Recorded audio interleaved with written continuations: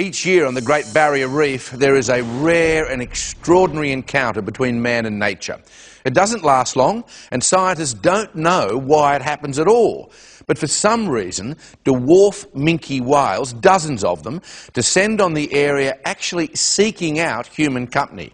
And as Rani Sadler reports, it happens nowhere else on Earth.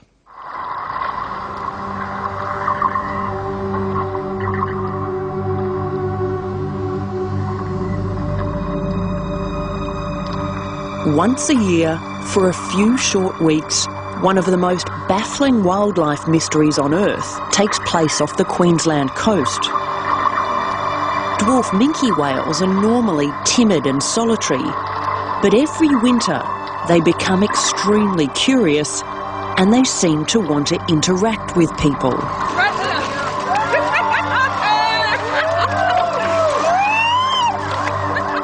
It's a phenomenon that puzzles scientists.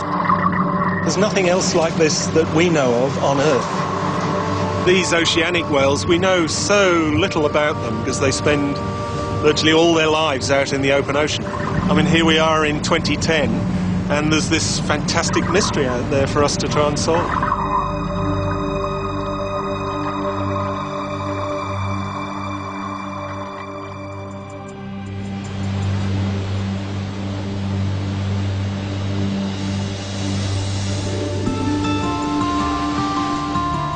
You are going to be in an unusual situation in the water with a large wild animal, and that may come up very close to you indeed. Dr. Alistair Birtles is known as Professor Minke. He's the world's leading expert on the whales. When the whale looks into your eyes and you can look back into the whale's eyes, there's a real connection. They are very curious about us. But we know very little about the friendly whales because there's hardly any government funding for research. So scientists created this unique collaboration with tourists whose tickets fund the minke whale research project. 70-year-old Alice Ty was given a ticket on this unusual trip as a present from her son. He said to me, you won't be just watching whales, Mum, he said you'll be actually swimming with them. How does this compare to your everyday life? As a senior citizen who usually only goes to bingo every day, I can assure you there's got to be quite a few stories to tell. The story of dwarf minke whales is still being written because until a chance discovery off the Barrier Reef 29 years ago, no one even knew they existed. It's absolutely burnt into my memory, the 5th of August, 1981. Here I am looking directly into the eye of this whale. Here is the absolute sparkle of intelligence, and it was one of the most magical experiences you could imagine. Resort owner Rob Prettyjohn was boating off Port Douglas when he saw an unusual looking whale. He put on his snorkel and jumped in. This beautiful, gentle, streamlined, spectacular animal, and here it was making contact with me. When I got out of the boat, I just asked everyone not to say a word to me because I had everything in my mind, and this is the original sketch that I made, and you'll see where I've highlighted the key points like the double blowhole, prominent white patches, black tip to the fin. So you knew even then that you were seeing something really different? For me, this was very special. I wanted to make sure that I could identify it, so I sent copies of this to the curator of mammals in the museum in Brisbane. He didn't know what it was, forwarded it on to Cambridge University. I got a handwritten letter back shortly afterwards. A few years later, Rob's find was confirmed as a new whale, a dwarf minke. An animal larger than an African elephant hadn't actually engaged, to my knowledge, a human being in the water prior to my swim with them. You were the first person in the world? I was the first person in the world. How does that make you feel? Brilliant.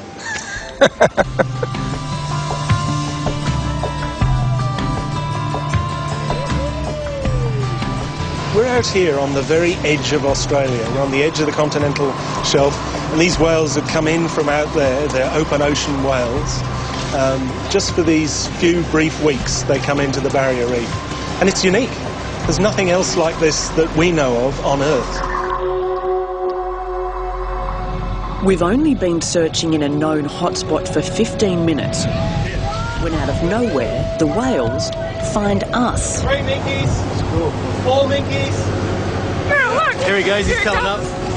When you see that sort of white patch, it means that they're turning over in the water and you can see their belly. Marine biologist Dean Miller is also part of the research team. That's a really good sign. It sort of indicates that they're fairly comfortable with the boat. Hey, just there, right there. They're being extremely friendly, so maybe we should get in. Yeah, let's do it. There we go.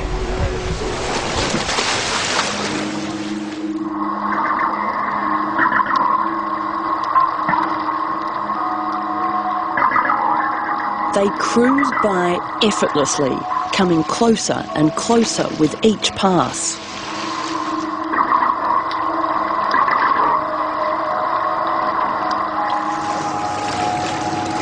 It's bloody amazing. There are whales everywhere. It's incredible. They're just swimming around us, saying g'day. The whales are constantly communicating with each other. We lower a microphone into the water to listen in. Their conversations are unlike any other whale. The minke whales have this there's a few different sounds, like a gruntal, and also then like a guitar sound. Ding-ding-ding-ding, like Beethoven's Fifth or something. Da-da-da-dum. Da-da-da-dang. Whales live in an acoustic world. Once they're 30, 40, 50 metres away from each other, they've only got sound. Grunting, deep squealing, a lot of very excited animals. We think they're courting and mating and so on. Most of these whales are adolescents. It's rare to see an adult, rarer to see a calf. It's almost like we're witnessing a teenage rite of passage. This is kind of like a blue light disco for whales. They come to flirt and carry on. Yeah, I definitely think they're flirting, and sometimes I think they flirt with you too. I think they're trying to check out what's going on up here, and sticking their head up out of the water is just an opportunity to have a quick look and see what's going on. They stay with us for almost 4 hours, and Dr. Birtles is in the water the whole time, observing their movements and sketching their markings. This just gives us a little window into the lives of these great whales. Like human fingerprints, the distinctive white patches on each whale are unique. Dr. Birtles seems to know many of them.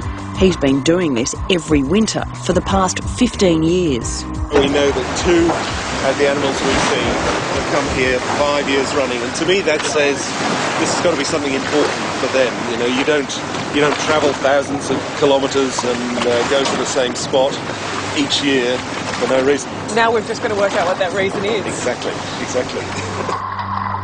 The best guess is that they come here to socialise, and then, after a few weeks of play, they return to their solitary lives, possibly in the increasingly dangerous waters of the Antarctic. If our whales go down to the Southern Ocean, and if commercial whaling on minkies was to resume, then these whales could be at risk. The dwarf minke's larger cousins, the minke whale, are the prime target of Japan's lethal whaling research program. The Japanese have also killed at least 16 dwarf minkies. The idea of these beautiful little animals being at risk from exploding harpoons is quite obscene. Isn't what we're doing here potentially endangering the whales by making them more familiar with humans? Maybe they'll swim up to a Japanese whaling boat in the Antarctic and end up getting harpooned. Well, we've not heard about dwarf minkies going up to boats that are in the Antarctic and in the sub-Antarctic areas, so we hope that there's no habituation occurring in a permanent sort of way. The only thing we can do is to ensure that the interactions are on the whales' terms. They can decide whether to come in and interact with the passengers or not, and how long to stay and when they go.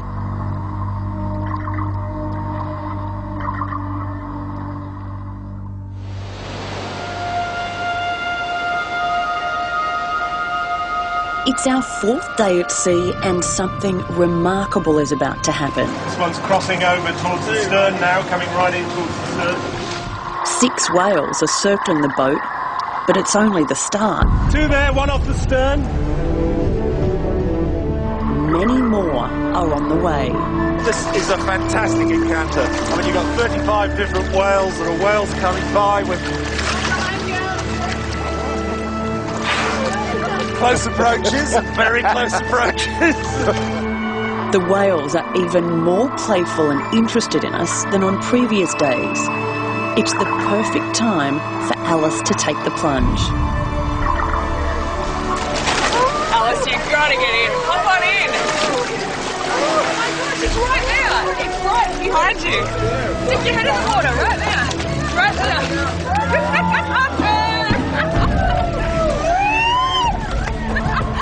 For 15 fabulous minutes, Alice is in Wonderland. All right, Alice. Fantastic. Incredible. How amazing was that? Oh, a life-changing experience. Well done. Must tell my son it's better than the box of chocolates and lunch at the RSL. Thank you so much. All you read, all you see in the documentaries, that you can be a part of that. Oh, just look at that. Oh wow, it's right there, out of the water. Oh my God. Thank you. Oh, Thank you. I'm glad to have shared that with you.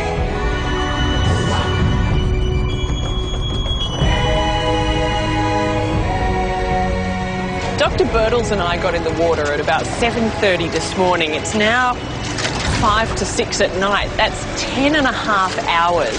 And the whales have stayed with him all day. In fact, more and more have come all afternoon. This is the best minke whale experience on record. After 11 hours, nearly 1,000 photos and dozens of pages of notes, Dr. Birtles finally farewells the friendliest whales he's ever seen.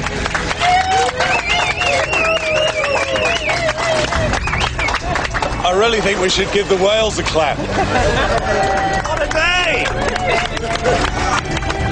That was an absolutely extraordinary day. I think we were up to close to 50 whales by the end of today. Now, we have a theory, all of us here on the boat, that the whales actually recognise you and want to hang out with you. Well, it's very sweet of you to say so, but no, I think they're here for each other, looking to find playmates and get together. I think the scientific data will be wonderful, but the experience is just utterly memorable, and I think will be with all of us forever.